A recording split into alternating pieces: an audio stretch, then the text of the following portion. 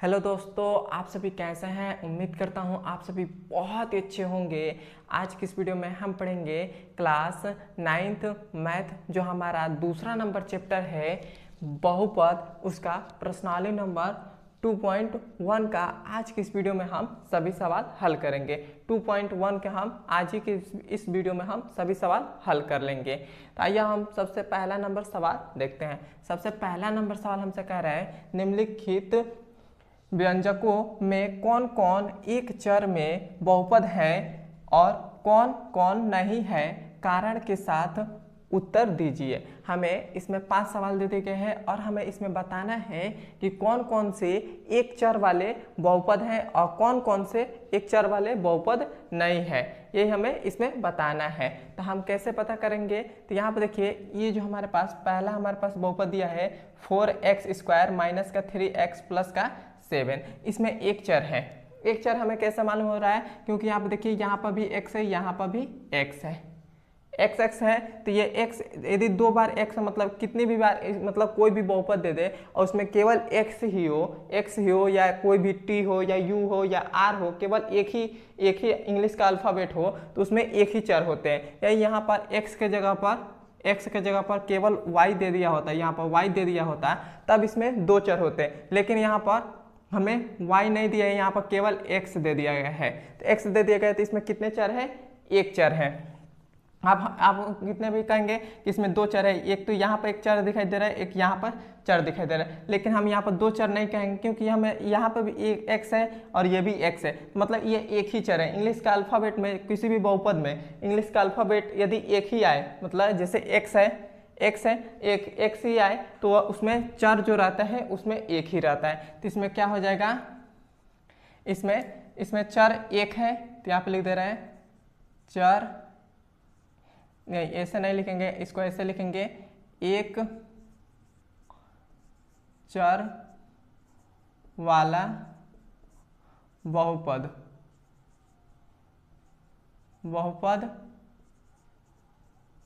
है, एक चर वाला बहुपद है।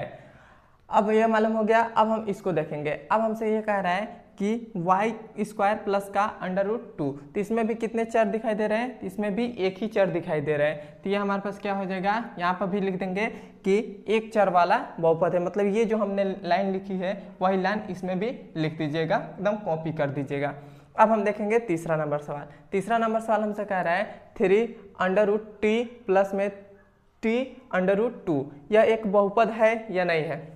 तो हमने आपको पिछले वाले लेक्चर में हमने बताया था कि किसी भी जो चर है उसका जो घात होना चाहिए वो पूर्ण संख्या होने चाहिए। तो यहाँ पर √t है, तो √t है, तो इसका मान कितना हो जाएगा?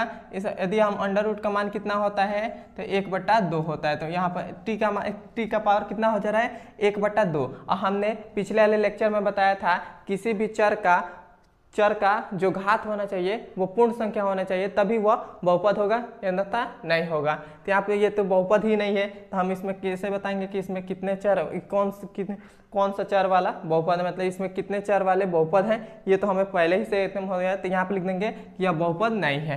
यहाँ पे लिख देंगे बहुपद नहीं है। क्या तक क्लियर हो गया? अब हम इसको देखेंगे। अब हमारा चौथा नंबर है y + 2/y, ये है। तो ये भी एक बहुपद नहीं है, क्योंकि हमने बताया था कि जब भी किसी भी मतलब जब भी ऐसे दे दे और बहुपद नीचे मतलब बटा में कुछ भी आ जाए, बटा में जब चर आ जाए तो वह बहुपद नहीं होता है। तो ये भी हमारे पास बहुपद नहीं होती, ये भी लाइन आप लिख दीजिएगा कि यह बहुपद नहीं है। अब हम 5वां नंबर देखेंगे। 5वां नंबर हमारा है 10x का पावर 10 प्लस y का पावर 3 प्लस t का पावर 50, यह हमारे पास है। तो इसमें कितने चर दिखाई दे रहे हैं? एक तो x है, एक चर, एक y है, 2 चर, एक t है, तो 3 चर। तो इसमें कितने चर हैं? 3 चर है। तो यहाँ पे लिख देंगे 3 चर वाला बहुपद, 3 चर वाला बहुपद। यहाँ तक क्लियर हो गया। अब हम दूसरा नंबर सवाल देखेंगे। दूसरा नंबर सवाल कह रहा है निम्नलिखित में से प्रत्येक में x का गुणांक लिखिए। मतलब हमें इसमें x का, ये जो हमारे पास x दिया है ये x, इसका हमें गुणांक लिखना है और ये हमारे पास 4 बहुपद दे दिए गए हैं। तो इसमें देख लीजिए इसमें कौन कौन से x है। एक तो ये x है, उसके बाद यहाँ पर x नहीं है, मतलब यहाँ पर x नहीं है क्योंकि x का पावर यहाँ पर 2 है, x का पावर 3 है, तो यहाँ पर x नहीं है, तो यहाँ इसमें तो x का पावर कितना हो जाएगा, x का गुणांक कितना हो जाएगा, 0 हो जाएगा। इसमें एक x है और इसमें भी ये x है, तो इसका हम पावर लिखेंगे, ऐसे गुणांक लिखेंगे, सॉरी पावर बोल दिए, इसका गुणांक लिखेंगे। तो इसमें x का गुणांक कितना है, तो x का गुणांक हमारे पास क्या है, यहाँ पर कुछ भी नहीं है तो 1 है, प्लस का 1 है, हमेशा साइन के साथ लेते हैं। ये जो हमारे पास है प्लस का साइन यही लेते हैं, तो यहाँ पर प्लस का साइन यदि लिखे, प्लस का साइन लिखे या ना लिखे, मतलब जैसे आगे, मतलब आगे हम प्लस का साइन नहीं लगाते हैं, मतलब लगाते हैं उसमें, मगर जैसे यहाँ पर 2 है तो इसके आगे प्लस का साइन है, तो यहाँ पर प्लस का साइन नहीं लगाते हैं। उसी प्रकार यहाँ पर 1 हम लिख दे रहे हैं, तो यहाँ पर प्लस का साइन है, तो यहाँ पर x का गुणांक क्या आ गया, 1 आ गया। यदि हम यहाँ पर, यदि हमसे यहीं पर पूछ दिया होता है कि x स्क्वायर का गुणांक क्या है, तो यहाँ पर हम x स्क्वायर का भी गुणांक लिख दे रहे हैं। x स्क्वायर का गुणांक क्या है, तो x स्क्वायर का भी गुणांक क्या है, 1 है, तो 1 हो गया। अब हम इसको देखेंगे, तो इसमें देखिए इसमें तो x का गुणांक कोई भी कुछ भी नहीं है, x तो है ही नहीं, तो इसमें हमारा हो जाएगा x का गुणांक क्या हो जाएगा, 0 हो जाएगा, 0 हो गया। और यहाँ पर x स्क्वायर का गुणांक क्या है, x स्क्वायर का गुणांक क्या है, यहाँ पर देखिए x स्क्वायर का गुणांक कुछ भी नहीं है, तो माइनस का 1 है। हमने देखा पहले ही बताया था कि हमेशा साइन के साथ लेते हैं, तो यहाँ पर माइनस का साइन है, तो यहाँ पर ले लेंगे माइनस का 1 हो जाएगा। यदि हमें से x का पावर 3, मतलब x का पावर 3 का गुणांक पूछ दिया होता तब हम उसको कैसे लिखते हैं, उसका गुणांक क्या हो जाएगा, उसका भी गुणांक 1 हो जाएगा, तो x का पावर 3 का गुणांक भी क्या हो जाएगा, 1 हो जाएगा। यहाँ तक हो गया। अब हम इसमें देखेंगे, तो इसमें x का गुणांक क्या है, तो x का गुणांक हमारे पास है 1 है, तो यहाँ पर भी 1 हो जाएगा। यहाँ पर x स्क्वायर का गुणांक क्या है, तो π/2 है, तो यहाँ पर लिख देंगे x स्क्वायर का गुणांक क्या है, π/2 है। यह हो गया। अब हम इसमें देखेंगे, इसमें भी x है, x का गुणांक क्या है, तो x का गुणांक क्या है, √2 है, तो 2 हो गया। यही हमसे पूछा था और हमने सबका गुणांक हमने लिख दिया। यहाँ तक आपको समझ में आया है तो कमेंट बताइए, और हमारे चैनल पर नए हैं तो सब्सक्राइब भी कर दीजिएगा।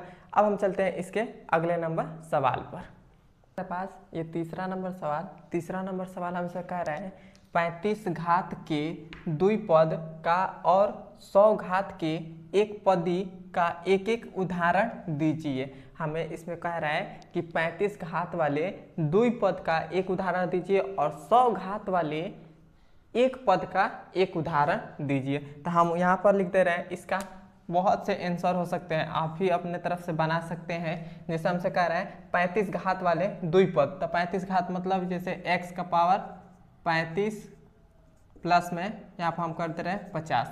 तो इसमें देखिए इसमें घात कितना है, 35 घात है, और इसमें कितने पद हैं, एक तो ये पद है 1 और एक ये पद है 2, तो इसमें 2 पद हो गए, तो हमारे पास तीसरा का आंसर है। और एक और हमसे कह रहा है 100 घात के एक पदीय, मतलब जैसे ये हमारे पास x है, नहीं यहाँ पर y ले रहे हैं, तो y का घात कितना है, 100 है, 100 है। तो यहाँ पर देखिए हमसे कह रहा था कि 100 घात के, तो 100 घात हो गया, उसके बाद कह रहा था एक पद है, तो एक पदीय हो गया, तो इसका आंसर यही हो जाएगा। या अपने तरफ से भी इसका आंसर आप बना सकते हैं। इसका आंसर अनेक भी हो सकते हैं, बहुत सारे इसका आंसर हो सकते हैं। अब हम देखेंगे चौथा नंबर सवाल हमसे क्या कह रहा है। चौथा नंबर सवाल कह रहा है निम्नलिखित बहुपदों में से प्रत्येक बहुपद की घात लिखिए। हमारे पास यहाँ पर चौथे का 4 क्वेश्चन दे दिए गए हैं और हमसे कह रहा है कि इस बहुपदों का प्रत्येक का घात लिखिए। मतलब इसमें हमें ये जो बहुपद दिए गए हैं इसका हमें घात लिखना है, जो चर का ये घात है यही हमें लिखना है। तो चर का कैसे हम सबसे, इसमें जो चर रहता है उसमें देखते हैं कि सबसे चर है, उसमें जिस चर का सबसे अधिक घात है उसको ही लिखते हैं। तो इसमें चर हमारे पास क्या है, x है, तो इसका x का अधिकतम घात कितना है, 3 है, तो यहाँ पर हमारे पास घात कितना हो जाएगा, घात हमारे पास हो जाएगा 3। मतलब इस बहुपद में सबसे अधिक घात कितना है, 3 है। और इसमें हम देखेंगे तो इसमें हमारे पास घात चर का कितना है, तो 2 है, तो ये हो जाएगा 2। इसमें हम देखेंगे तो इसमें देखिए t का अधिकतम घात कितना है, 1 है, तो यहाँ पर हो जाएगा घात 1 है। और इसमें देखिए इसमें तो चर कोई है ही नहीं, इसमें कोई घात ही नहीं है, तो यहाँ पर घात क्या हो जाएगा, 0 हो जाएगा, तो यह हो जाएगा घात 0 है। ये हो गया। अब हम 5वां नंबर सवाल देखें। 5वां नंबर सवाल हमसे कह रहा है बताइए कि निम्नलिखित बहुपदों में कौन कौन बहुपद रैखिक हैं और कौन कौन द्विघात हैं और कौन कौन त्रिघात है।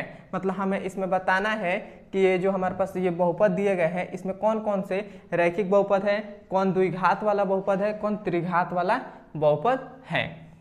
तो मैंने आपको बताया था कि जब चर का अधिकतम घात 1 हो तो वह हमारे पास कौन सा बहुपद हो जाएगा, वह रैखिक बहुपद हो जाएगा। और जब चर का अधिकतम घात 2 हो तो वह कौन सा बहुपद हो जाएगा, द्विघात बहुपद हो जाएगा। और जब चर का अधिकतम घात 3 हो तो वह कौन सा बहुपद हो जाएगा, त्रिघात बहुपद हो जाएगा। तो इसमें देखिए इसमें हमारे पास चर का अधिकतम घात क्या दिखाई दे रहा है, 2 दिखाई दे रहा है, तो ये हमारे पास कौन सा बहुपद हो जाएगा, द्विघात बहुपद हो जाएगा। तो यहाँ पर हम लिख देंगे द्विघात बहुपद है,